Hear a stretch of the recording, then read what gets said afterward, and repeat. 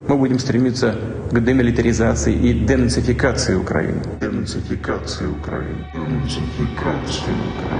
It has already become obvious that with these words, the president of Russia, Vladimir Putin, meant genocide of the Ukrainian people and planned the destruction of the Ukrainian nation. According to the UN definition, the main acts of genocide are: first, mass killings.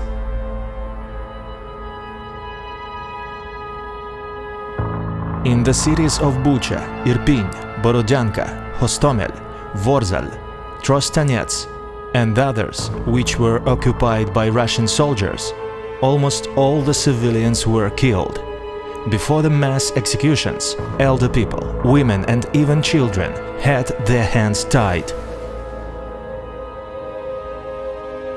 In Mariupol, the theater where around 1,300 women and children were hiding was bombed. Two enormous wards that said children were clearly seen by the Russian invaders. That's exactly why bombs were dropped there. So far, 5,000 civilians became victims of the Russian army in Ukraine, including more than 200 children. But the real numbers are 10 times bigger. Every day, mass graves fully filled with bodies of civilians are found on the liberated territories from the Russian invaders. Besides, the Russian punishers use mobile crematoriums, which they brought with them beforehand, to hide the fact of genocide. Act 2.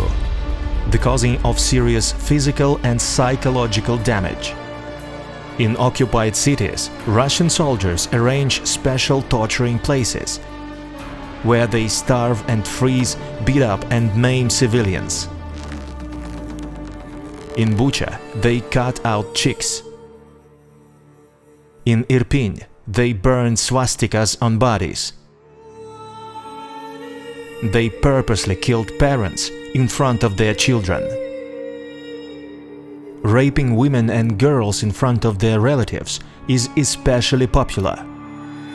Facts like this are registered throughout all the territory that was or is under control of the Russian occupiers, from the Kiev region to Mariupol and Kherson. Act 3. Birth prevention. In Mariupol, Russian soldiers precisely bombed a maternity home. In Irpin, they shot women and girls and then ran tanks over their bodies. On the highway to Zhytomyr, they burned girls from nearby villages. The girls' reproductive organs were purposely injured.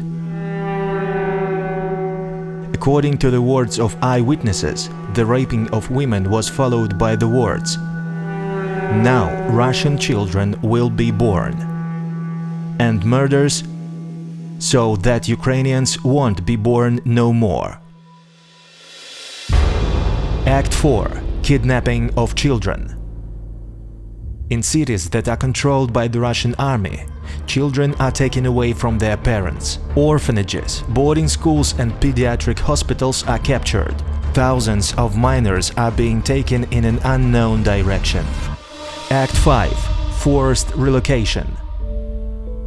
More than 500,000 Ukrainians were already deported to Russia. 131,000 of children are among them. Just from Mariupol, 98,000 civilians were forcefully relocated to uninhabitable regions of Siberia and Sakhalin. Forced migrants have their passports taken away and are being placed into filtration camps. Moreover, on the temporarily occupied territories, Russian troops kill Ukrainians for using the Ukrainian language. They purposefully ruin historical objects and Ukrainian cultural heritage. And they also destroy Ukrainian history books. The list of the crimes of the Russian Federation in Ukraine can keep on going, but this won't change the fact that in the 21st century, in the middle of Europe, an outrageous act of genocide took place when Russia decided to completely erase the Ukrainian nation. The question is, what will we, the European people, do with all this? Watch as our high-level bureaucrats devastatingly shake their heads? And eventually Russia will still veto any resolution at the UN? Stop sitting in silence. The evil must be punished once and for all. Make your government force out Russia from international organizations. And make Vladimir Putin and his war criminals be held responsible in line with the law.